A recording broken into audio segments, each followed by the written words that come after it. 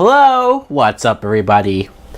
We have reached, at least in my opinion, the very first bad M. Night Shyamalan movie. And I wanna just state this before I get too far into the review. I wanna document this. 2004's The Village, which of course is written and directed by M. Night Shyamalan. First, my history with The Village is I've seen this one other time before now. Back when it came out, I was like 14 years old. I watched it, and I remember being pretty wrapped up in the story, thinking that a lot of these scenes were intense and kind of scary, and then being tremendously let down by the ending, by the twist. So rewatching it all these years later, very similar experiences watching this. The plot is we see this village, this place of houses and families and everyone living in this community.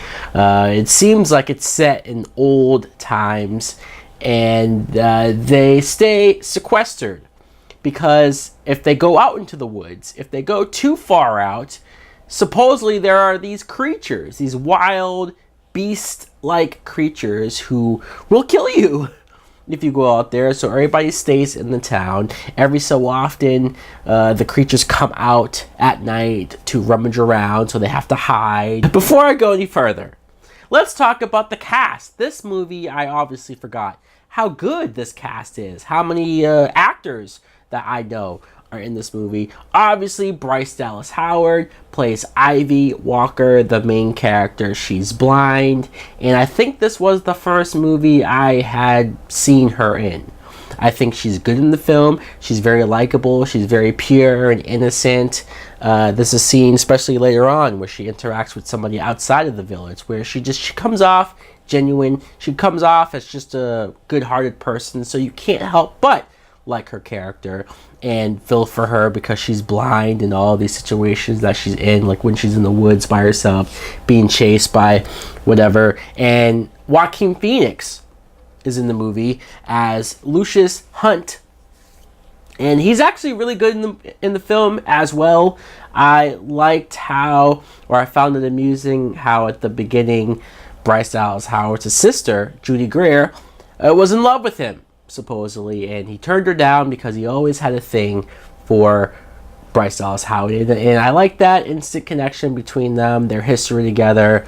They had decent chemistry. William Hurt plays Bryce Dallas Howard's father.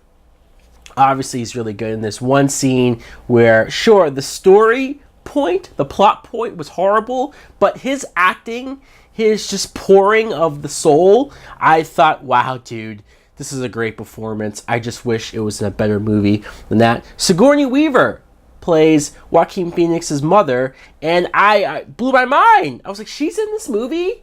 Wow. I clearly don't remember as much as I thought. Jesse Eisenberg has a very small part in the film, but still I instantly recognize him. Brendan Gleeson and Adrian Brody, who plays Noah. He is friends with Bryce Dallas Howard. He is mentally challenged. And Adrian Brody, look, he's a good actor. I did buy him here. He did a good job at playing this sort of character, if you want to say that. Maybe he went a little too full retard. I should just talk about it.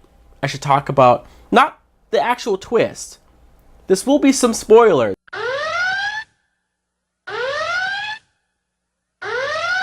The moment when he stabs Joaquin Phoenix, I completely forgot about that. Like when it happened, it all came back to me. But I saw that and I thought, wow, that is a nice twist, actually, right? You find out that Adrian Brody's character has been in love with Bryce Dallas Howard this whole time. To him, they're not just friends. You see all these scenes of them having playful banter or them running and just doing stuff. But to him, it was like serious. And he became insanely jealous, like very much in the background. They don't really shove it in your face that he's having these thoughts or that he would do something like this, that he would try to commit murder. So that was, I thought, a good twist. And probably should have been the main twist. Because at that point, Joaquin Phoenix, he's not dead yet. He's on his He's in his bed, and he's close to death. So at that point, William Hurt, here's the big twist, here's the big reveal. William Hurt reveals to Bryce Dallas Howard that this is all fake, that the creatures outside of the village, that these creatures that we have seen, at least that we've seen, they wear these robes and they have these like weird porcupine-like spikes on their back, and they look like creatures. You see scenes of them around and terrorizing. It's all fake. It's the elders wearing costumes.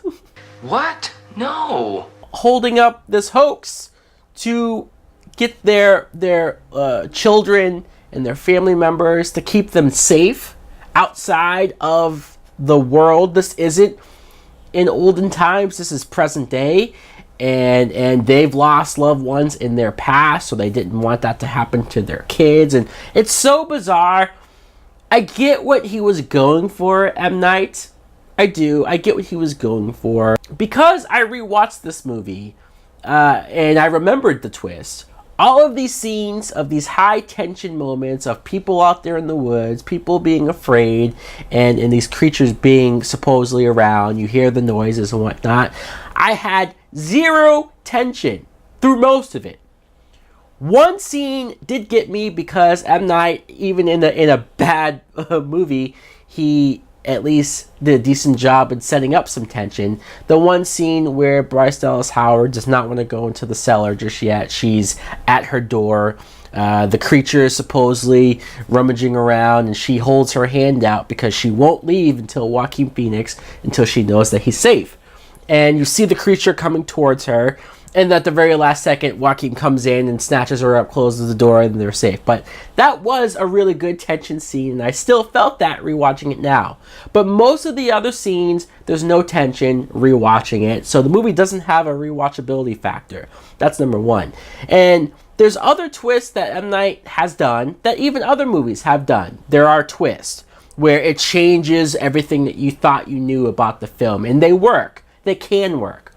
But this twist undoes every scary horror aspect that this movie's trying to sell you on. It completely says, hey, you know all those scenes that made you kind of scared, or that had some fear, some tension, some danger? It was null and void. It was nothing there. How do you ever expect anybody to rewatch this and get something out of it? Just because there's good performances? No, M. Night. This twist actually ruins the movie. This twist actually ruins what was there, what could be there. Wow. It takes so much life and energy out of the film. I do not like this movie. I don't. It had potential. It had something, but it just flushed it down the toilet, in my opinion. I know there are some people who enjoy the film, and that's fine. In fact, guys, let me know in the comments below, what do you think of The Village? Am I being too harsh? Do you like the twist? Because I don't. Do you think it still works? Do you think it's still scary rewatching it knowing the twist? Thanks for watching. Like, comment, subscribe. Later!